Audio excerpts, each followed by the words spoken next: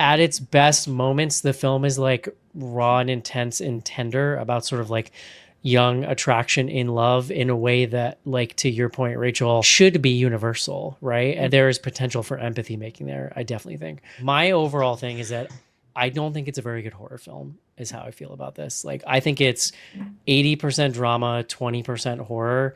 I don't think it lands its punches when it needs to. I think it has a couple moments, like the moment where the one guy's outside and they're sort of on opposite sides of the screen door. I think that's probably the strongest moment in the film. Yeah. And it's the scariest scene. It has the most tension. Again, to the point about the earlier scene, it's the scene where they actually just let the tension simmer and let it build. The scariest stuff in the movie to me is the real shit.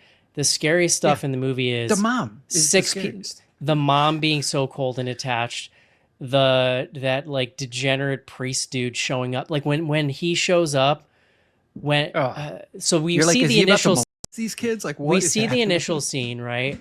That scene is kind of great because there's a weird laugh in that scene where you're like, this guy's an idiot. Like, what is he even doing? He's making up some bullshit when he's talking. But then the scene flips because you actually see that it's doing something to them. Yeah. That scene is great. But again, that's like grounded and real. Then what's really the next moment with him that's really scary is when he shows up to Name's house. The car pulls up and he's standing just out waiting front. outside. That's just like simple, real shit. Again, it's like, it's how cold Mia Wasikowska is and how, like, when he goes to her for help, she's just a brick wall and there's nothing. That's the scariest stuff in the movie to me, and the stuff that works. The stuff that isolation is doesn't, brutal. Yeah, I agree. The stuff where I'm struggling more is when they're trying to be a straight up horror movie. I mean, and this is where I'm evoking It Follows, where it's like, I'm standing scary in the distance and I walk towards you. Or interesting. Like, I'm fighting an invisible dude and I'm being thrown around. Like, when it's trying to be a horror movie, those are the moments where I just feel like I'm not feeling good horror stuff out. Like, it's not scaring me, whatever. But like, those people roll up in that car and, like John said, your stomach sinks because, like, that's a real world thing. You understand what is happening. You know what I mean? Yeah. So I do think that there's tension and scares there, but like, I just don't think in all the moments where they want me to feel it. I felt the paranoia, like the mistrust of one another and the being unable to know exactly. There were times where I thought I knew and I was wrong. It definitely tricked me a couple times. Here's what I'm going to say about that too. This was another thing I was getting a little like, and part of it has to do with like, what are the rules of this entity and like, what can it do and not do? Like, at a certain point I was like, look, guys, you just got to stay away from each other. Like, because like, if name when you, cause even, now I'm going to forget the other guy's name. Yeah. He says to Name, like, if you see me again, run. That scene's brutal but he's also in that scene being like, cause I'm done with you because you ratted on me.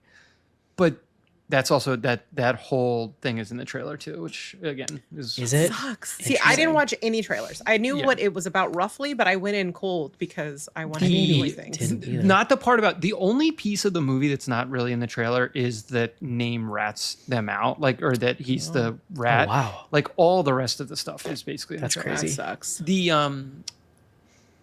where was I going with that? Oh no, but he says like, if you see me, run.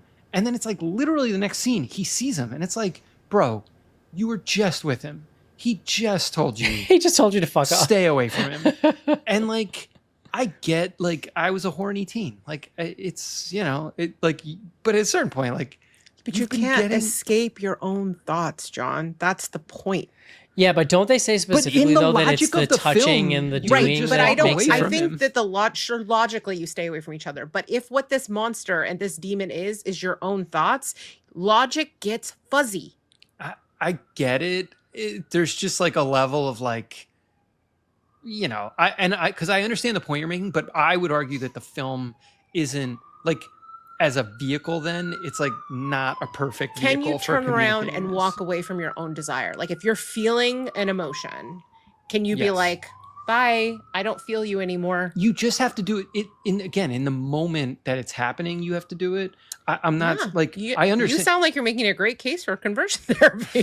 Stop. Maybe Rachel, a rubber band. like, come on, please. Or like chew gum. Or I am something. talking about the like logic of the film, not Right, conversion right. therapy as like an actual Right, practice. but it is a metaphor for it. So I if know, and you I'm could- saying the metaphor is like a little thin. Is I guess the point. I'm Well, making. here's the thing, because because they are scared, understandably, Yeah. and you could have shown them, even though we know it's not going to work, you could have a section where they're trying to keep it in, because that's sort of the point too, right? You can't keep it in, that it's going to explode. But that is where the film, I think, is leaving a chance for tension on the table. To John's point, is like, it just happens the next scene. Like, there's no them trying to stay away, even It's when just they're like, like, don't "Nope, fucking next talk scene, to we're me." right back into no, this. that's not true. There's like a series of scenes where they're apart, and then he sees him again. There's like a little montage of him like kind of living for a minute, and then he sees him again. It was a short montage. It was not a long montage, but this movie is a sweet 88 minutes, Yeah, and for that I no, thank it. It's true. Like, we had already seen a montage earlier. We didn't need another montage. You'd be No, complaining about agreed. too many montages if they had added more. absolutely. Exactly. So, but I honestly think that you're trying to apply logic to a situation where like what is happening is a projection of what is inside him. And it's a lot easier to walk away from something if it's an actual physical being, but this is something that they put inside him. So he can't really get away from it. Even if he logically tries to walk away, he closes the door, he runs home, he locks the doors, he doesn't want to let him in. Like, the temptation grows and grows and grows and grows, and he Sure. doesn't open the door to him.